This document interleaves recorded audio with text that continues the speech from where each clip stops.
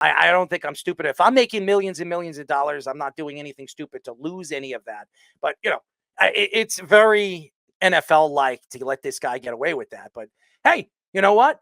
Karma's a bitch. And karma hit him right in the head. I'm not saying that I wanted to see him go down, and hurt himself. But they always say karma's a bitch. All right, Tommy, your thoughts.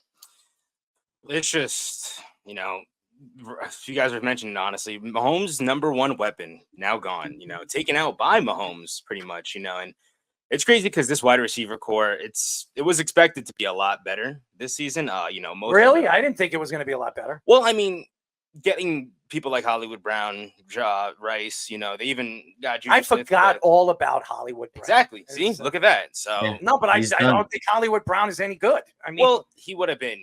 Really? They would have that would have made this wide receiver if they would have had Rashee Rice, Hollywood Brown. I think it would have went a lot differently this season. Even if Travis Kelce eventually finds his mood, because really now all they really have is just a rookie Worthy and Juju Smith. That's really the only weapons that he has at the wide receiver court. But it's a shame because, like Fish was mentioning, now they're gonna also look for solely looking at Travis Kelce into this, going forward pretty much. But I don't really know who can replace him. I mean, I know you were talking about Cooper Kupp. I think Cooper Kupp's an amazing pickup for that. I don't know if the Chiefs will actually go out and do that, or I don't know if the Rams are smart enough, or actually would do something like that. But it's a shame. The Chiefs, they really do. I really was looking forward to Rice having a very great year. I mean, only 8. Or I'm sorry, he played all 16 games last season. I'm sorry, 17 games, but he played 16 games last season, 938 yards. He was on track to well surpass that. So it's a shame, honestly, that Rashee Rice is no longer going to be this season. I didn't think their offense was going to be as explosive as everybody thought. I did think Patrick Mahomes was going to have better numbers than he has so far. But again, Rashee Rice, he's having a breakout season. I didn't expect that, but I expected Xavier Worthy to be a lot better than he is. I don't understand why they haven't used him as much as I thought they were going to.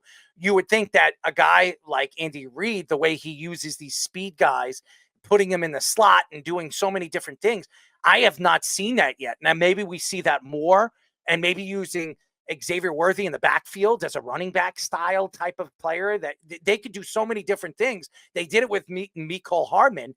And he's better than Hardman, but we still don't know what Xavier Worthy is. So maybe we see that explosive player that we thought he was going to be. But I also believe that Cooper Kupp, and I said this to everybody, I thought that no matter what happens with the Rams this year, even if they were one of the better teams in the NFC, that they were probably looking to move Cooper Kupp, being that they have Puka Nacua. Puka Nacua could be out for at least another 2 more weeks. Cooper Kupp could be out for another 2 more weeks. We might not see them until week 6 or 7, and that could be the end of the Rams. But the Rams are playing good even without them. It's been very impressive what the Rams have done. It says a lot about Sean McVay, and says a lot about this team. They believe that they can find a way to win these games. And if they can somehow be a 500 team going into, their bye week, and they get back Cooper Kupp and Puka Nacua, why would they trade Cooper Kupp when they could have a chance to make a run in the NFC? The NFC is weak. Okay. When you look at your 2 top teams right now in the NFC to be Seattle with a rookie coach and Minnesota with a quarterback that has been a journeyman. Now, I like Sam Darnold. I think he's having a great year. He's up for MVP. He's up for comeback player of the year. He's been unbelievable. He's going to get himself a lot of money. He really is. But he also has Justin Jefferson as his star wide receiver. I mean, anybody could look good with Justin Jefferson. Anybody. I'm not taking away what Sammy's doing. Sammy's been unbelievable, impressive. And this team's been a lot better than I thought they were going to be after some of the losses that they had in the offseason. But And O'Connell looks like he actually is a really good coach. But there is no way the LA Rams are just going to hand over Cooper Kupp to Kansas City Chiefs and say, here, go win yourself a 3rd Super Bowl in a row, unless the NFL has something behind it or something to do with it. And quite possibly could happen, because we know the NFL could reach out to the Rams and say, go right ahead, we can win 3 in a row and be something different. I've seen crazier things. That face says it all about the NFC, and says it all about the NFL and what I think about the NFL. Goodell has control over everything. And right now, I hope that all these teams are not going senile and they lose their minds and they say, hey, you know what? It doesn't matter. You know what we're going to do? We're going to just hand over the Kansas City's a third Super Bowl in a row. I don't see the Rams doing it. I could see Amari Cooper going there. I could see the Browns. The Browns are an organization that loves to stick it to many different organizations, including teams that don't deserve it. I'm not saying Kansas City don't deserve to win 3 in a row, but the NFL is doing everything they can to help them get there. I don't want to see the Browns hand over Amari Cooper, but could you imagine Amari Cooper with Patrick Mahomes and Xavier Worthy, and then let's say Hollywood Brown comes back and Pacheco comes back, and they got Hunt coming back. Hunt, finds a way to break out. I mean, it's very Kansas City. It's very Chiefs-like and NFL-like to see this team just explode from a team that's barely breaking through every single game for a team that's scoring 30, 40 points a game. It's very Chiefs-like. Fish, maybe the Browns could throw Kadarius Toney back in the deal. Hey, look, Shane only does business with like 3 people that he knows, and they did trade Tony to the Chiefs. Maybe this is one of the guys he knows to trade Slayton. I would rather have Slayton than Hollywood Brown. He's there. Is he going to play? I don't think. No, Brown, they think is out for the year. Really? I don't know. He's not out for the year, but he's going to be out at least another 2 months. But Fish, keep in mind too, they also traded him the great Richie James too. Great Richie James. I'll say this. I don't think that Stefanski would let go of Cooper. He's a great offensive coach, and I think he knows that that's the only real talent they have over there, and he's going to try to win because he was able to do it with no quarterback or 4 different quarterbacks last year. I think DeAndre Hopkins is the one that would be movable because that team is trash. I mean, they even if they win tonight, they got I don't know why he's playing. I didn't see what happened, but Mason Rudolph was in. That team's not going anywhere fast at all. There's no reason for them to keep a guy that's a veteran who's been on his 3rd team. They could probably Levis was hurt, but he came back. Thanks, Tommy. I'll tell you what, it doesn't matter because he stinks too. So it's really did you just see him crying. Did you see him there? He was on the sidelines. He looked like he was about to cry. Not a great sign if I'm a Tennessee fan. Not a great sign. And I just think that Hopkins wouldn't cost as much. I think Slayton wouldn't cost much. I don't think they're going to be able to afford Kupp. I don't think they want to. I think they go for one of those kind of guys that are kind of, secondary level or used to be great, still has something left in the tank. How about Baker Mayfield? How about Baker Mayfield starting a feud with Tom Brady, ladies and gentlemen? Who would have thought this? Baker Mayfield said on a podcast that the Buccaneers team culture was very stressful when he got there.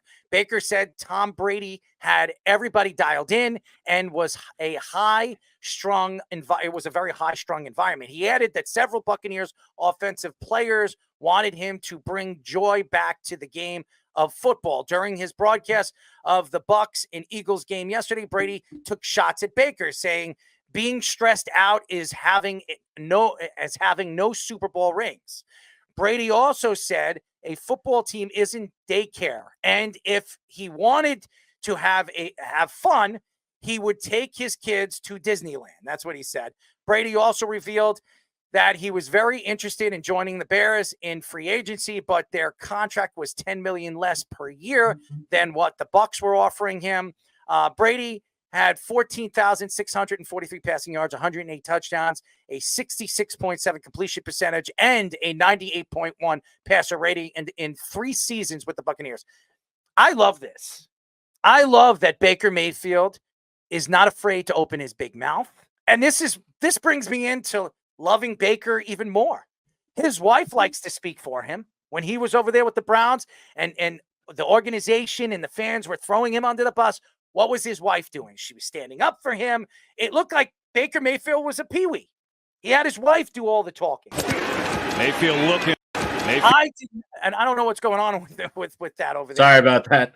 But I will say this about the Buccaneers, and I will say this about Baker Mayfield. I think the Buccaneers are having more fun right now with Baker Mayfield and what Baker Mayfield's doing with this team and having fun and the dancing on the sidelines when they score. Mike Evans, Now, I'm not saying Mike Evans didn't like playing with Tom Brady. Of course he did. He won a Super Bowl. He had a chance to win a Super Bowl and win one. He had some of his best seasons as not only as a Super Bowl champion, but as an NFL player.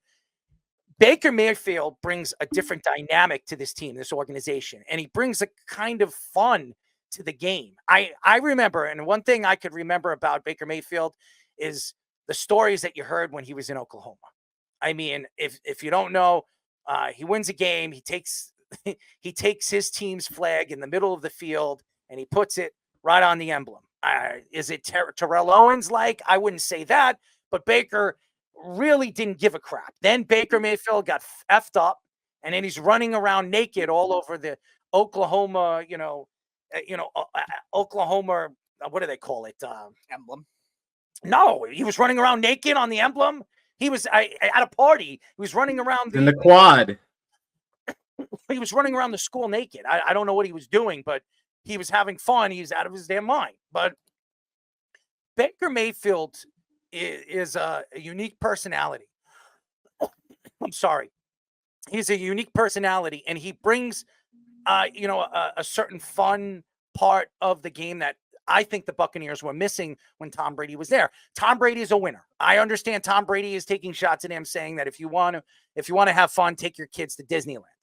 I understand what he's trying to say, and he said winning Super Bowls are not supposed to be fun. It's supposed to be competitive, and if you want to be a champion, you got to go out there and you got to go play the game.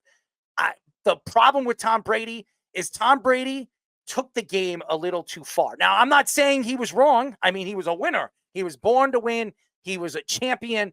Nothing takes it away. But when you take away the fun part of the game, the players don't like that. I mean, to get a chance to play the game that you love and get paid for it, that stands for everything. And then actually win, that's on a whole nother level.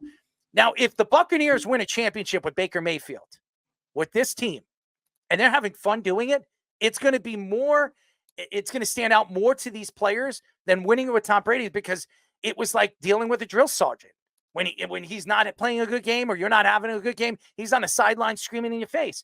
When Baker Mayfield's not having a good game or you're not having a good game, Baker's having fun on the sidelines. He's sitting with the players. He's getting them pumped up. He's having them love him.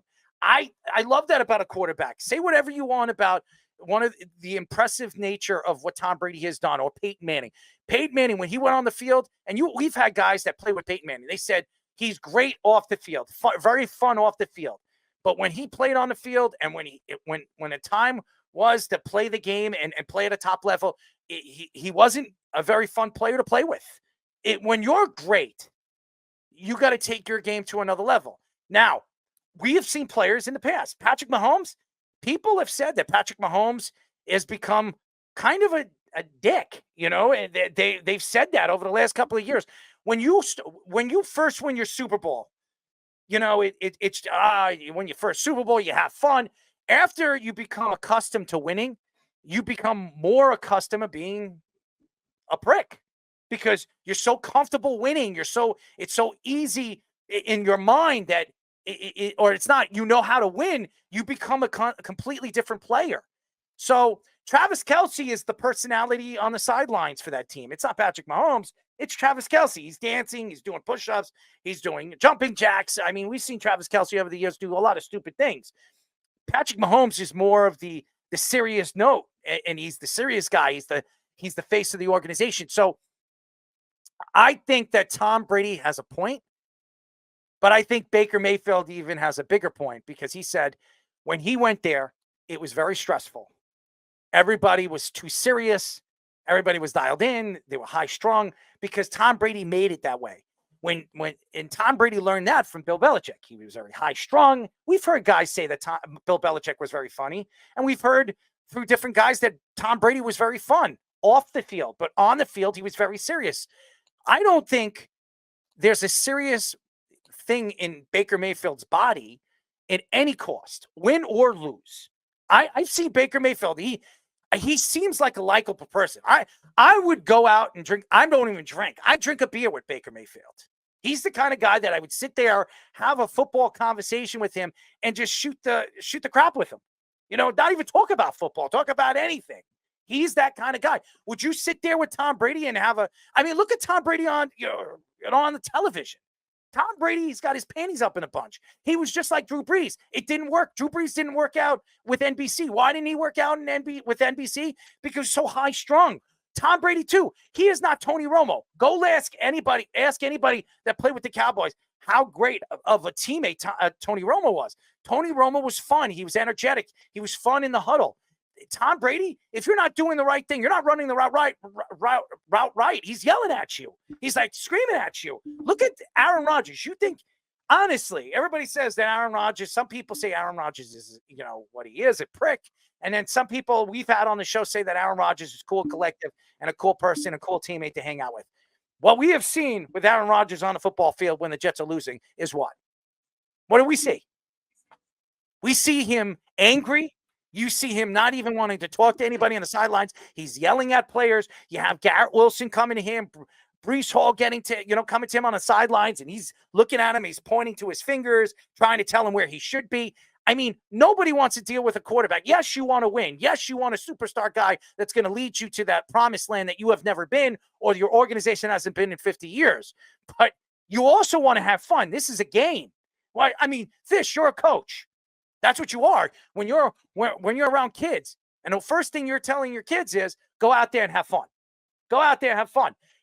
You're professional athletes.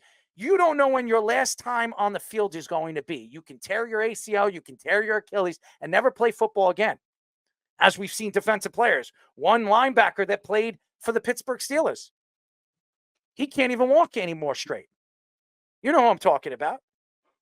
So you don't know when your last time on a football field is. So when you have a player like Baker Mayfield that's going to, bring his personality, his charm out there on the sidelines, even when you're scoring or even on the field when you're losing and saying, listen up, boys, did you see that woman on the second level? She pulled down her brassiere. Look at those breasts. I mean, I don't know, whatever is going to get his team off of the losing situation and just kind of get their mind, not away from the game and just try to get them to laugh. You think Tom Brady's going to do that? You think Tom Brady's going to say, go look at that or go look at this? Tom Brady's going to yell at you and you're going to feel uncomfortable. So I understand what Baker's saying. And I think Tom Brady needs to pull his panties up in a bunch. Nobody's taking shots at his greatness. Nobody. But I will say this about Tom Brady, and I will say this about winning quarterbacks. They're high strung. And because they're winners and they know, like Joe Montana, you hear the stories about Joe Montana?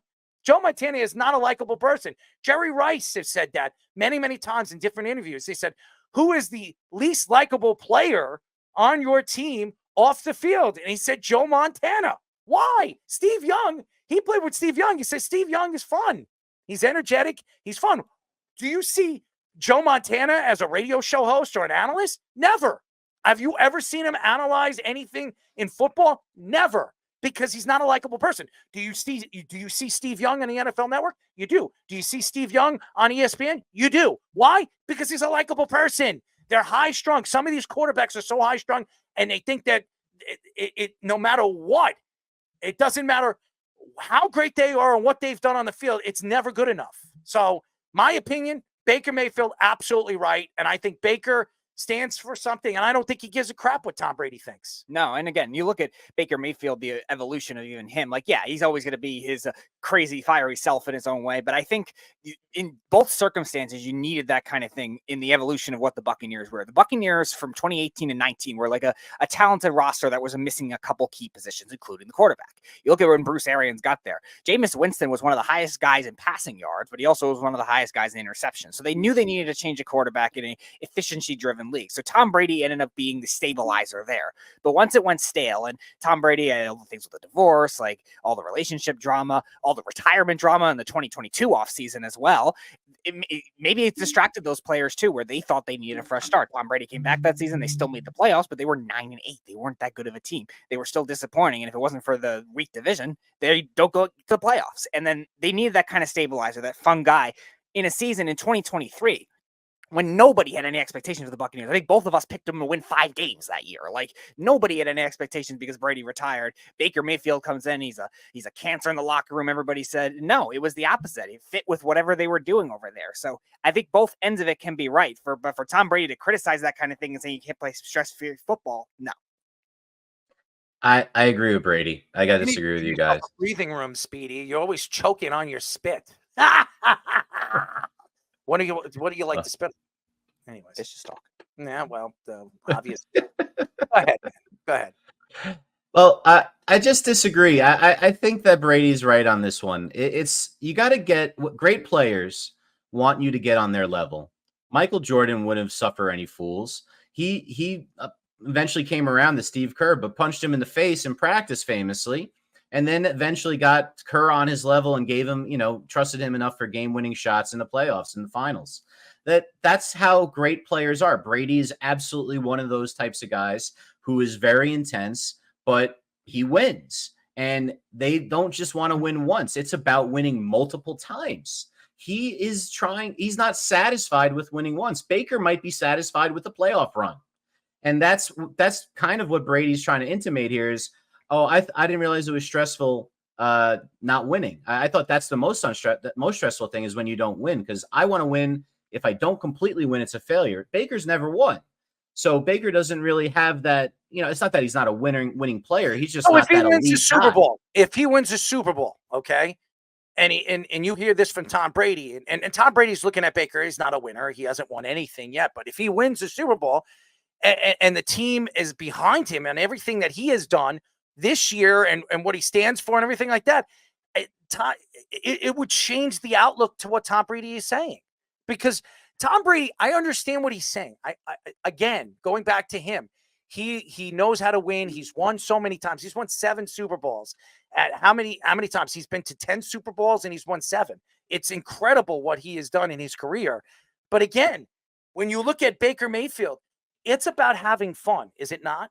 You're out there trying to have fun with 53 other players. That's what you're trying to do. And you're trying to get those players to believe in you and believe in what you believe in what success is. Tom Brady, I don't necessarily believe that all the guys believed that, we have Tom Brady, we're going to win the Super Bowl. I think they realized that having a dynamic player like Tom Brady would give him the best chance to win a Super Bowl. I'm not saying Baker Mayfield, they believe is giving them the best chance to win a Super Bowl over Matthew Stafford or any of these Patrick Mahomes or any of these other guys. I think what they believe is if they can have fun and they can believe in their quarterback and have fun doing it, it can change their outlook if they sneak into the playoffs or they win their division or they win their conference, that they could believe like they believed in Tom Brady into in a run that could be even more fun and more together as a team. That's the way I look at it. I think fun in football, and I'm going to ask you a question at the end of this about your hockey career related to this, because for me, football, it's more fun when you win, and you win when you execute together 11 guys doing different jobs on this at the same time, complementary to each other in all 3 phases of the game. It's really hard to do that. So you need to have crazy attention to detail, like you're a psychopath. And that's basically what Brady was. And winning is more fun. Now, when you're playing hockey, did you have more fun on 500 teams? Did you have more fun on losing teams? Or did you have more fun when at the end of the year you were going to the cup? You can't ask me because I was an intensive player. I was as intensive. No, but it was different because I was fun. I was a jokester, but when you have so much pressure on you as a player, like when you're getting the team put together and you're named captain or co-captain of a team, and you're, obviously these guys are looking towards you to be the face. And it's not even just you, your coaches are pulling you to the side and say, listen, we expect a big game from you. We expect you to do whatever we ask you to do. And we need you to do this. We lost this guy. So we need you to do this. So we lost that guy. We need you to do that. Because you're the better player, you're the best player on the ice, or you're the best player for your team, you're expected to do more. I was so I was so crazy. I had a tremendous amount of energy. You see on this show, but I was different. My energy was like, I wouldn't even talk to anybody. I wouldn't even talk to anybody during the game. And if I thought the team was playing like crap, I would go after you in the locker room. I tell you straight out, you're playing like crap, but there's a difference there. There are people that are like that. And there are people like one of my friends who was a star basketball player where I've been in the I used to be in the locker room with him, and he'd go out there. He was the best player on the team by far, one of the best players in the county. And he'd go out there. He'd be the team would be down by 20, and he's got like 30 points, and he'd be like, "Boys, the game's not over. Let's go out there." And he's blasting Metallica, dancing around in his boxers or his his whatever he's wearing, his cup, when his ass hanging out and dancing and doing whatever the hell he's doing. And I'm standing there, I'm like, dude, we're losing. Like, what the fuck? Excuse my language, but that's that's the way I was when I was watching him. And I'm like, but he got people calm, and he says, listen, the game's not over until until the fourth quarter, and it's down to 0. And he was right. We actually won that game. So it depends on the person. It depends on the personality. And honestly, if I was, and I understand about being great at what you do and everything like that, and wanting to be great, I want to be a part of a team that is fun. I want to be out there having fun and winning than having fun. I mean, not having fun and winning and hating the player that I'm playing with. So that's just fine. Let me. I think that's a great answer, and I just brought that up because I do think there is a spectrum. By the way, I was very hated ways on to be my great. team. I was hated on my team. Nobody liked me, and I was dealing with not even a coach liked me.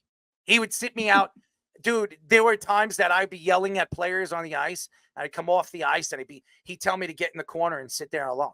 And everybody was giving me the dirty look. It didn't matter. And then I would score. I would get like 2 goals and 2 assists in the game. And at the end of the game, nobody wanted to speak to me, even if we won.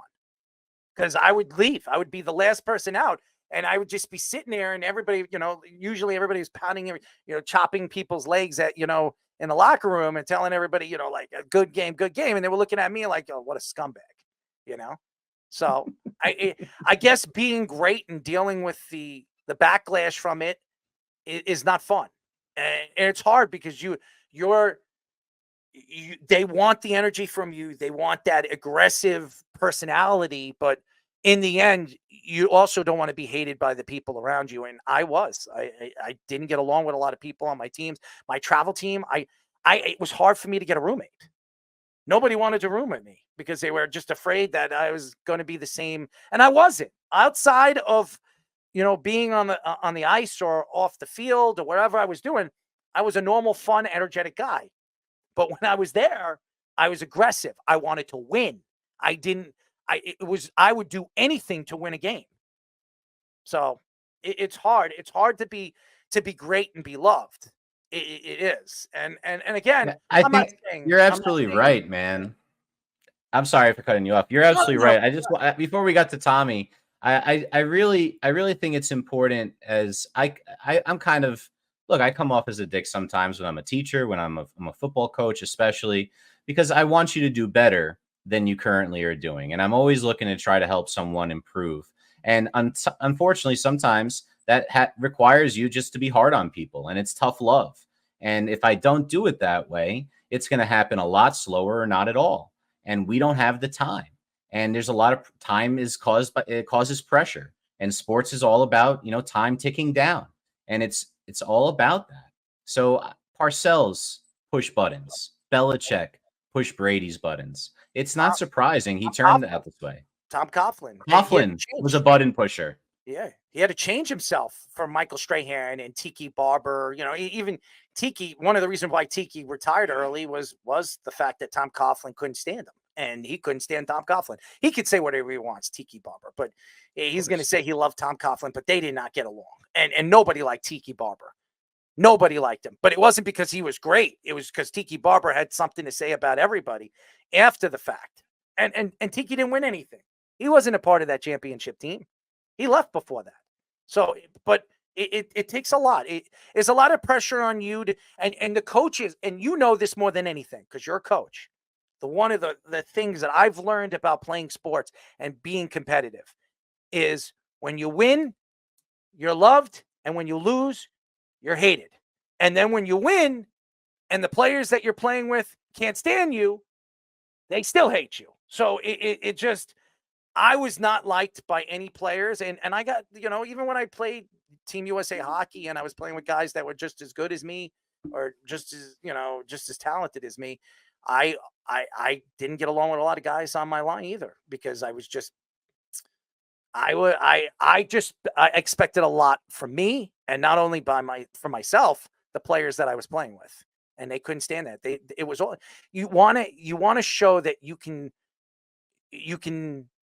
be competitive, but also want to be liked. And I just wasn't that type of person on the court, on the field, on the ice. So it's a different game. It's a different game now. I think Baker's right. I think Baker needs the game is different. It's become a game where the players are the players, and even the coaches. If you're not nice to the players and the players don't trust you, you're going to get fired. It's different now. It's a different game now. Tom Coughlin had to change his way to win championships. Bill Parcells didn't give a crap what you liked. If you didn't like it, you're gone. Bill Belichick you didn't like it, you're gone. It doesn't work like that. If Bill Belichick gets another coaching job in the future, he's got to change the way he's coached. And he did. If you listen to some of the guys that we've had on the show that's been coached by him, they said that as success happened, Bill Belichick changed. So I do believe that, certain people are different, and you need players like Tom Brady that is going to go out there and not be so fun and just be Tom Brady. So it's a different game. How about you, Tommy? Oh, I gotta admit, I'm kind of in a mix between both sides because I really agree, and you guys touched on really good points on both sides. You only suit up, you only play the game, you only actually make it to the pro and continue to play day in and day out, train, because not only for the love of the game, but because you want to have fun, because you think this is so fun, you want to, of course, make money doing this and whatnot. So considering, I was never a huge Baker fan. I couldn't stand him when he was on the Browns. He would always overhype his team up, and they would always only end up like about 5-6 games. But, I really love what he's done over here with the Buccaneers. But, Baker looking like he was going to be a guy that was, kind of going to be out of the league. He was barely almost a second string quarterback over there with the Rams. So, personally, I thought he was going to be one of these quarterbacks that kind of just get phased out. But, you got to respect him for turning into a contender and whatnot. But, I definitely agree with both sides. I definitely do see, having the fun culture in the locker room is definitely what makes the chemistry go around. And, it's definitely what helps in the locker room. But, having a stressful environment, I mean, Tom Brady, like Fish was mentioning too, just having the tough love in that environment, especially in a Super Bowl, like Tom Brady is the man, is the Super Bowl ready hot man himself that, we all know, of course, he knows how it goes in a Super Bowl. So personally, I see both sides on this. I know, like you guys were mentioning this, you do need tough love in a sense. It's a different game. And I think that you can't go with the tough love situation. I don't think it works anymore. I think you need to kind of break away from that and realize that look, even Patrick Mahomes. Patrick Mahomes knows how to have fun.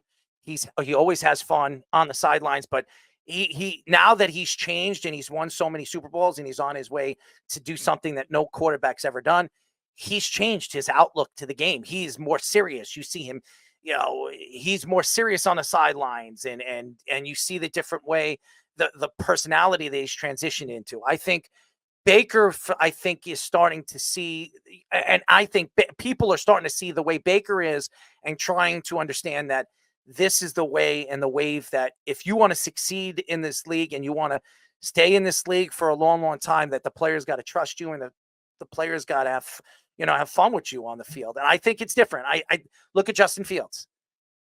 The Chicago Bears and the players did not want him to go. They loved him. They loved him. But for some reason, the Chicago Bears believe that, and I'm not saying Caleb Williams isn't going to be a star, but they lost confidence. They lost confidence in Justin Fields. They should have lost confidence in Eberflus and brought in somebody in there to kind of help coach Justin Fields. It didn't work that way. And obviously you see, now I'm not saying Justin Fields is a world beater, but I've heard from many different people that Justin Fields is a good teammate. He's fun to be with. He knows how to have fun on the sidelines. He knows how to drive and bring the players together. I think that's what teams are looking for now. And by the way, Carl, you're absolutely right. The Jets are trash. And we had enough to speak about with the Jets, or the the Jets over the last couple of hours. So, final story we're going to get into. The Yankees clinched the number 1 seed in the American League playoffs this weekend and will receive first-round buys. The Yankees could be without Anthony Rizzo, DJ LeMahieu in the ALDS, who are out with injuries. The Yankees placed Nestor Cortez on the IL with an elbow injury and is not expected to be available for the ALDS. The Mets clinched a playoff berth after an 8-7 win over the Braves in the first game of the doubleheader. If the Mets lose the second game, which they did in the doubleheader, they will face the Brewers as the number 6 seed, which that's where they're going. They're going to be playing the Brewers in Milwaukee. If the Mets win the second game, they knock the Braves out of the playoffs, which they didn't. And by the way, the Braves are heading. The Arizona Diamondbacks lose out of the playoffs. They went all the way to the World Series. It looks like, the Braves are heading to the playoffs. It looks like the Mets are heading to the playoffs as predicted. I told that to Josh. There's not much to say about the Yankees besides the injury situation. The Nestor Cortez is a big loss.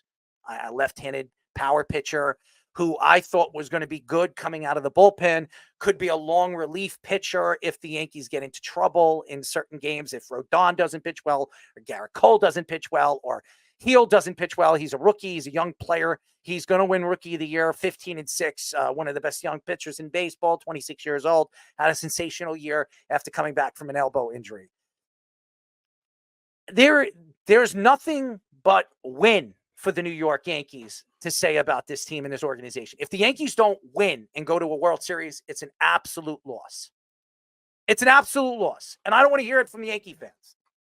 If this team, and I don't want to hear about going to the American League Championship, they don't win the American League and go to the World Series, it's a catastrophic year for them.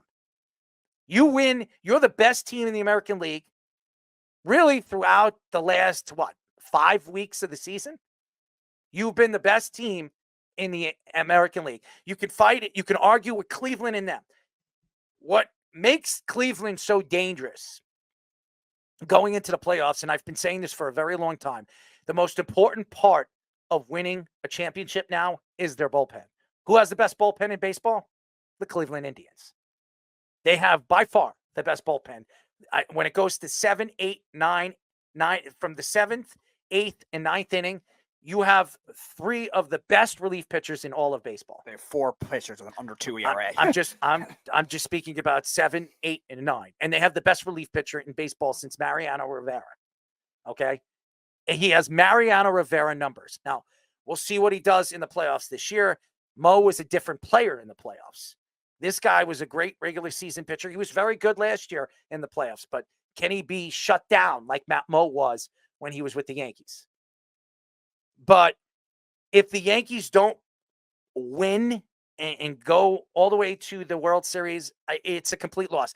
The fact that they don't have Anthony Rizzo, who cares? The fact that they don't have DJ LeMahieu, who cares? They're not the same players they were 3-4 years ago. Anthony Rizzo is a shell of himself. He's old looking. If they win, he wins his ring. If he loses, who cares? He already won a ring. But if right, Anthony Rizzo won a ring. Yep, with your Cubs, Carl. Yeah, so if Anthony wins another one, this will be his second ring, and he can ride off into the sunset. Who knows? And DJ LeMahieu has never won a ring, and DJ LeMahieu has won, a batting title in the National League and American League. There's not many players that have done that, but he's never got a chance to actually play and win a ring. If DJ LeMahieu doesn't come back and he wins a ring, good for him. Right now, if the most important part of this lineup is Soto, Judge, Giancarlo Stanton has been a very important part of this lineup, Chisholm, and Torres batting at 1. If these 5 guys stay healthy and they actually hit in the playoffs, the Yankees should no doubt be the favorites of coming out of the American League. Yeah, no doubt. Yeah, it's easy to say with the Yankees' talent that they have the top heavy, but again, the questions will come with the other stuff. Like you look at Anthony Volpe has not been hitting much in the second half of the season. I don't think that matters because where's he batting? 7th? Right. Now it's interesting because like he's going to provide the speed element with the new rules, and you look at they face the Orioles or the Royals, and both of them have Royals have a veteran catcher in Perez. But the Orioles don't have pitching. The Orioles have had streaky pitching. You're right. In the second half of the season, it's not been good. The Royals have very good pitching, though, so they have to be able to make that kind of thing work if they can't get those other guys to work counts and stuff like that. I would rather play the Orioles than Kansas City. Do you want to know why I rather play? I would agree with you. Yeah. I don't want to play Kansas City for one. Their defense is really, really good. Mm-hmm. And number 2, they're destined to beat the Yankees. I could see them running all over the Yankees. I could see it. I just think that the Orioles are still very, very young, and there's a lot of things about the Orioles where I think the Yankees match up very well against. Kansas City, I think they're a bad matchup for the Yankees. I just think they are. And I don't want to play the Orioles. So if I hope that the Orioles beat the Royals, because I think, not saying it's going to be easy beating the Orioles, I just think it's a better opportunity for the Yankees to go further and knock off the Orioles than it is the Kansas City. So I think you're right. I think it's all about matchups in the playoffs. And that doesn't mean, Kansas City could get hot, or even the Orioles could get hot and win a World Series. We've seen it. Look at the Rangers last year. The Rangers aren't even in the playoffs. Yeah, I would say even if the Orioles can even survive with the Royals too and get some level of pitching, they're still going to be tough with that lineup because they have the deepest lineup of any American League team. Now, the Yankees obviously have the 2 best players with their hitters for sure, but you look at... And you know what teams like to do. Yeah, sure. And that's the thing that I think that even from a strategy perspective, the Yankees have to figure out, because even 2 years ago when they were playing against Cleveland, they should have lost that series. Like they were getting outmatched in a lot of things, and the Yankees' talent just willed them to it, but then they got swept by the Astros. So that kind of thing cannot happen again. I'm not saying it's all Aaron Boone. I think Aaron Boone is a good manager, but the game plan has to be better from even the front office. I've stopped blaming the manager. This has nothing to do with the manager. Win or lose, it has nothing. Now, Aaron Boone needs to figure out how this bullpen is going to work. When you're going to bring in Marcus Stroman, don't put your team in harm's way. When you bring in Marcus Stroman, that's to me is worrisome by itself. And all know who should be the closer. Mr. Loser should not be pitching in the playoffs. I do not want to see him at all. But again, Aaron Boone's not going to turn off what he has done all season long. He is that kind of manager. I just think if the Yankees are going to win, guys are going to have to get hot. Aaron Judge is going to have to hit in the playoffs. And I think the most important hitter in this lineup, and I'm going to say it again, is Giancarlo Stanton. Mm-hmm. I think he has been the best hitter for the Yankees in the playoffs over the last couple of years. I think that if Giancarlo Stanton could protect Aaron Judge in the middle of that lineup and Soto, and those 3 guys get hot and they stay healthy, watch out. I think that could be murderer's row. I think Giancarlo Stanton plays a big factor if the Yankees plan to go to the World Series. Good fish. I think you're forgetting someone. Oh. There's someone who's been doing more protection than Stanton since when he was out, and that's our catcher, our rookie, Mr. Wells. And he is another nice bat, hitting over, I think it was around, finished over 750 OPS. Is a quality bat, a really good defender, really good framer of the ball. And look, it's a depleted AL. There's the Royals. I think there's pitchers are really young. Singer, along with Reagans, who had a great year, but again, young guys who haven't really been experienced. Bobby Witt's first taste of the playoffs. Great one, had an amazing season. Look, he's amazing. He's a great defensive and offensive player. We're going to be talking about him for over a decade. He's the real deal, and they'll be great. I just don't think that this is the year. And the Orioles. I just wrote down a list of all the injuries to the pitching staff on the Orioles. Outside of Burns, they've been piecing it together like with paper, with gum and paper clips. Mm-hmm. Eflin is done. Grayson Rodriguez is done. They lost Bradish in the beginning of the season. Means came back and was done again. Bautista, their closer, done. I don't even know how they're doing. They had to get rid of Kimbrel because he completely fell apart. that team at the beginning of the year, if they stayed healthy, was good enough to win 100 games. They fell apart. Jack Holiday didn't really come up with the same gusto everyone thought he would. They're still a ways away. They're a very good young team. Again, Yankees are positioned in a great spot against these squads in the AL. I really agree with you, Errol. I think this is a pennant winning team, especially against a depleted AL. Outside of Cleveland, who I think we can take. Class A, not as great in the playoffs, I don't think, as in regular season traditionally, but still a really, look, you're right. Top 3 It doesn't type matter. of guy. Small sample. We've seen pitchers. They but it's the playoffs, right? Yes. There's more pressure on you, and when your team has you're up 9-8 in the ninth inning against the New York Yankees in Yankee Stadium. It's not the same as up 9-8 in a regular season, and you have nothing to play for but a win. So I know it's a small sample size. That doesn't mean anything, Speedy. We've seen Class A, and even against the Yankees. The last time he played the Yankees in the playoffs, the Yankees hit against them. So to sit there and say small sample size, I could say that about Mariano Rivera. Just washed everything away. When he'd go up and he'd give up a home run and lose that game, the next day he would be called in and he'd be a different pitcher. It's different people have different, ways of attacking things when they're losing and they're winning. I don't know if Class A has that kind of, personality. We'll see if he gets into trouble or he gets into a situation where he loses and then has to come back the next day. So as far as the Mets are concerned, I've been very impressed with the Mets. I really have. I think the Mets, first of all, congratulations.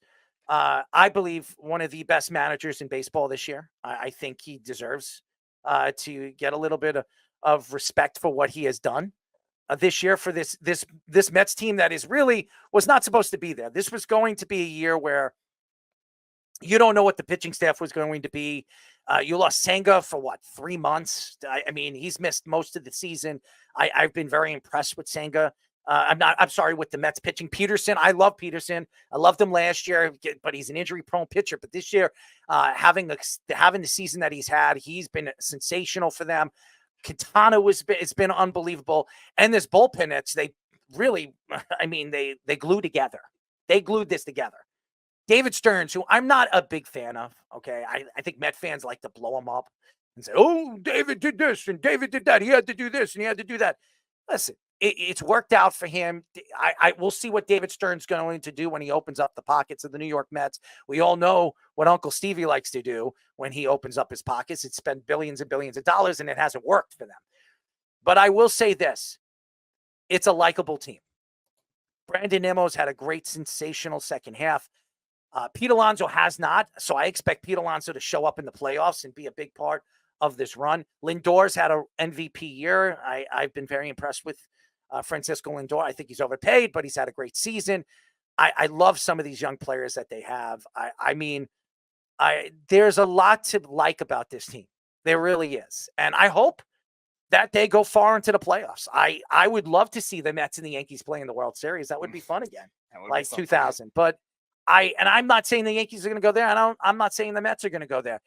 But wouldn't it be fitting to see the Mets go far into the playoffs and then in the offseason spend a lot of money and do the things that the Met fans have been waiting to see this team and this organization do for the last 30, 40 years. So I hope for the best for the Mets. Out of all the teams that I root for and all the teams that I can't stand that are in New York, like, for instance, I can't stand the Rangers. I'm an Islander fan.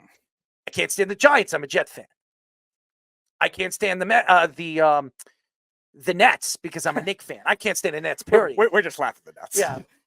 And now I can't honestly say that I hate the Mets. I will never wear their apparel. I go to Met games. I can never say that I hate the Mets because the Mets can never compete with the success of the New York Yankees. So how could you hate the Mets? I want to see the Mets win. I want to see them competing. I want to see this organization get back to that, that stardom and that success that they had early in the 60s. Late in the 60s and mid 80s. They haven't been there. And they had a chance in 2015 and kind of choked in the World Series against Kansas City, a team that I thought they should have beaten. Self-inflicted, yeah. So I congratulations to the New York Mets. I hope they they go far. I hope they beat Milwaukee. I think they're better than Milwaukee. I really do. I think they've played better than Milwaukee. And the Braves, I have been very impressed with the Atlanta Braves. I mean, the Atlanta Braves lost their best pitcher in Strider early in the season. They lost their best player in Acuna early in the season. And then they bring up these players, and management had to figure this out and figure that out and glue it together. And somehow they're in the playoffs.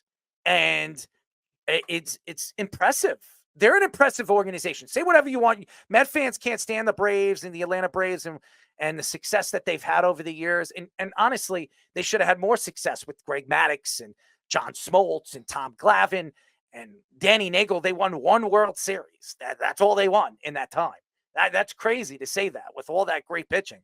And Chipper Jones, I just think that this team deserves a lot more credit than people are giving them for doing what they have done and do it the way they've done it this year. So congratulations to the Braves. Congratulations to the Mets. I hope they both go to the NLDS, the NLCS. I would love to see the Mets play the Braves in the National League Championship, and whoever goes to the World Series. It would be fun to watch. I don't trust the Dodgers. I don't. As much as everybody loves Ohtani and what he's done this year, I don't trust the Dodgers. I never trust the Dodgers because Roberts is an idiot. Okay. Philadelphia, I love Philadelphia. I really do. I love what they stand for and what the players. The second half of the season's been up and down, up and down, up and down, up and down. I don't know what Philadelphia Phillies team is going to show up every single week. So only time will tell if this is the Philadelphia Phillies team that we saw went to the World Series a couple of years ago and went to the NLCS last year and choked. So I don't know. There's a lot. To me, it goes to these four teams. The other two teams, I don't know what they're all about. I've seen enough of the Braves this year, the Mets. I've seen enough of the Phillies and the Dodgers. The other two teams, the three teams, I'm not saying they're not going to win, but to me, Milwaukee is, to me, I think they're not really as good as people say they are. They had a great record, a great season. I don't think they're as good as their record shows. I think there's a lot of deficiencies of these teams that have made the playoffs. I think the Mets are the hottest team right now in baseball. I think the Braves have been one of the hottest teams in baseball in the last 4 weeks. And I only trust the teams that are hot. And even though the Dodgers have been very hot over the last couple of weeks because of Ohtani, I still don't trust them. I don't trust that pitching staff. I don't trust the bullpen. Their lineup is ridiculous, but I don't trust their pitching staff and I don't trust their bullpen. So yeah, I could see the Dodgers getting knocked out in the first, after, obviously the number one seed after the wild card, whoever they're matched up against and whoever they're matched up against. It's the Padres versus the Braves. The Padres are the best team in the second half of the season in the National League. And then you got, like you said, the Braves are always hot. They're always pesky. They do better when they're underdogs sometimes. You look at when they won the World Series. I don't know if I trust the Padres. I'm not saying I necessarily do either, but I'll tell you this, King has been unbelievable. Yes, he has. It's been unbelievable. So Yankee fans that have loved that Soto move, I mean, I told you why I didn't like that trade. Mm-hmm. I mean, King is unbelievable, man. Yeah. And again, one of the best pitchers in baseball in the last 5 weeks. Yes, absolutely. And the Padres are very similar to the Mets and the Brewers. Like, those are all teams that were supposed to be, they had their runs, they had consecutive playoff appearances, they always choked. Last year, both of us picked the Padres to go to the World Series last year. They had big expectations, they crumble. And the Mets, the same kind of thing with the payroll. And now they both found ways to overcome adversity in a way, too. The Mets and the Brewers, too, on both ends of the Craig Counsell front, too. Craig Counsell sitting on his couch watching them in the playoffs, and those two managers have been brilliant all year. Those are going to be two of the finalists for manager of the year. And the pitching staffs, like the Brewers were all banged up at the start of the year too. They trade Burns, they lose Brandon Woodruff to Tommy John surgery, and then the Mets the same kind of thing. They just have nothing with Senga hurt, and all of a sudden they patch it together. So it is very interesting. The National League is all about creativity and making it work. And I agree with you on the Dodgers. You know what's so funny with Keith? He says that the Dodgers and the Phillies are the best, and the Dodgers are hot. I think the Phillies are still good. The Dodgers are always hot when they make the playoffs, and they always choke. They always choke. They've won one World Series. Out of all the teams that they have and all the teams that they bought and deferred money and all the money they've invested into these players, they've won one World Series. Come on, stop it, Keith. Yeah. The Dodgers, I do not trust the Dodgers. I wouldn't even be surprised the Padres, whoever they matched up again, the Braves, they don't, I would bet whoever they play.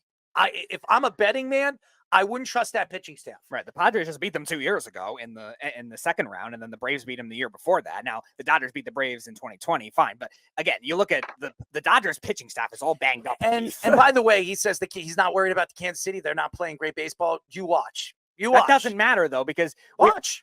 The Yankees play Kansas City, and they're going to get knocked out. Mark my words. I could definitely see Mark that. my words. And what is Keith going to say? You were right. Yeah. You were right. Because, again, it doesn't always work that way. The Phillies case was the exception of the rule of the new playoffs right now. But Texas last year, when they won the World Series, keep in mind, they threw the division away. Like, they had a 10-game lead or something at one point. I'm not saying I didn't like the Soto trade, Keith. I'm not saying that. It was a good trade. But if you're renting Soto for this year, King is there. He just signed an extension, a 3-year. Look at what he's doing right now. That guy would have been the Yankees' future number one. He's the Padres' number one guy. I told you guys what he was going to be. There was no joke when the Yankees made that trade and why they wanted him. I've watched him enough. He was the future closer for the Yankees or future starter. I mean, the Yankees moving him around like they did with Jabba. It didn't, right. That doesn't usually work like that. But as we know, Jabba has been on the show and said that's not smart. But I mean, King is the real deal. Look at his ERA. Look at his WHIP in the last 5 weeks. They're the best in baseball. Mm-hmm. You can't even argue it. And he could you imagine the Padres match up against the Yankees in the World Series, and you got to deal with King 2 or 3 times in that series? Good luck. I mean, I know it doesn't matter how great Soto is if he can't hit against great pitching wins championships. Everybody knows that. And Keith, going But back, that's why you need great hitting, though. That's Soto. Soto's the great hitting. I'm sorry. Okay, we'll see if he can hit with the Yankees. We'll see if he hits with the Yankees in the playoffs. We'll see. I think he will. I think he will. We'll hey, I'm sorry for cutting you off, Speed. Just wanted to throw something out there. I just read Sale's probably not pitching, guys, for the Braves. Sale's got a bad back. It's out. He probably wouldn't be ready for the next week. So if they don't have him, I don't think they have a shot at all. Even though they're very scrappy, they need that guy. That guy's been incredible all year. He's got to win. The comeback player, or he's a Cy Young winner. He's winning the Cy Young. I mean, he's getting all of it. That's an unbelievable job. That's a guy that was on the scrappy. I think he was 17-3 with a 2.64 or 2.65 ERA. I think I understand they want to give it to everybody. Keeps talking about the what's his name again? The relief pitcher for Cleveland. Class A. Class A. But Class A. I no, but everybody keeps talking about Class A and what Class A has done, for the American League. I don't even think even if they were in the same league, I would take Class A. It's very hard to give it to a relief pitcher. It's very, very hard, even though what he has done this year. But even a guy like Sale, King has been unbelievable in the second half. So I don't know. It to me, I look at what Sale has done this year. I think he's been very impressive, and he's definitely the Cy Young winner in the National League. I don't even think you can argue that. Right. The main competition is Zach Wheeler for that, but I think Sale's been better. Much better. And in the American League, who do you give it to? Scooble. He's pitching triple How about crown. Detroit making the playoffs? Yeah. You want to talk about hot, Keith? They're the hot team. How about Detroit making For real? The playoffs? That's scary, man. Oh, my God. Their pitching has been unbelievable in the second half. Mm-hmm. You can't even hit them. It's funny. I picked them to win the division at the start of the year. It was just their offense was so bad in the first half, but they always had the pitching, and then they finally out of nowhere. And I give Kevin Mensch credit. He tried to talk us into it. I thought they were too little, too late, and he called it. He did call it, but he also said that they have a good young farm system, and their pitching is a lot better than they looked. So, and in the second half, you kind of see what Mensch was saying and how good they really started to develop, competitive nature and management put this team together. I got to give Detroit a lot of credit. Detroit's been bad for such a long time, and they haven't been competitive since really Scherzer and Verlander and Granderson on that team. I mean, it's been a long, long time. They built their farm system, and their best players are not even up yet. What a night. It's been a long one. I'm tired. It was a good show. I'd like to thank Jack Sperry for joining us. Thank you for Michael Mandelbaum for joining us, and Andrew, his son, coming on with us and talking about Anthony Pags for joining. Obviously all the stuff that's going on the accident situation. So thank you for joining us as well. Thank you to all the fans. Thank you to everybody. I'm sorry, for all the craziness over the last couple of hours, but we really appreciate everybody. Keep listening to us. Keep downloading. Keep following us. Thank you. Obviously, Scoops, for joining us and giving us your sports minute. Fish, for all the problems that we've had and the technical things with StreamYard. You're always great, and thank you for all your graphics and all the time that you give. You put into all the work. We will be back on Wednesday.